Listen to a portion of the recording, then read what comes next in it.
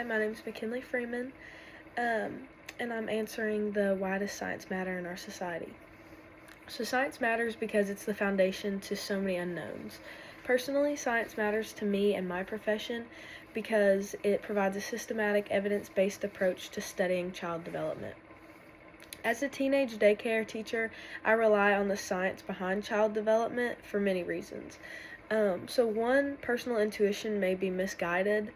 I may not always know why the child is crying, and if I try to just guess, like if I try to give the kid a bottle and it's not time for a bottle, I could be messing something up.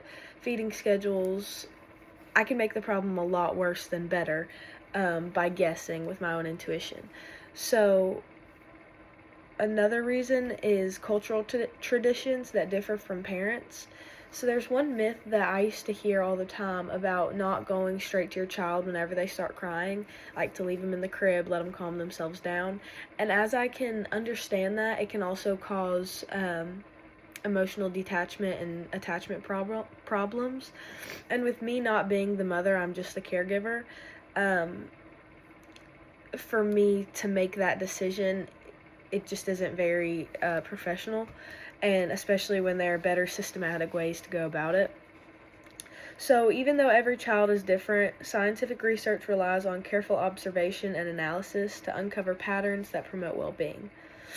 It also helps detect dangers that might not be obvious from personal experience.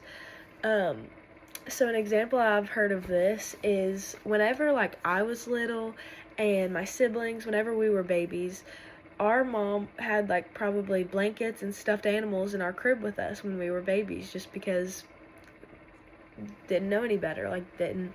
But there's been so much scientific research since then about sudden infant death syndrome and all of this, that you're not supposed to have anything in a crib with a baby. They can be in a sleep sack, but other than that, they can't even have a blanket on them, no stuffed animals. You're not even supposed to have crib bumpers because it's a suffocation hazard. But all this research has been coming in the past decade, that kids before that would have cribs full of just stuffed animals and toys, because that's what you think of when you think of a baby and a blanket and sleeping. You want them to be comfortable and warm, but it's actually so much more dangerous than it is comforting or safe.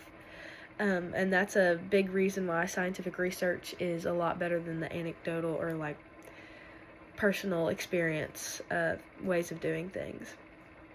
But especially as a daycare professional, I'm working with a bunch of people's babies, and babies that aren't mine, babies that are all on different schedules. So I can't just make decisions based on what I think. There's policies and there are procedures, and they are given to us based on scientific research and the development of that child and their age. And that's done for these reasons.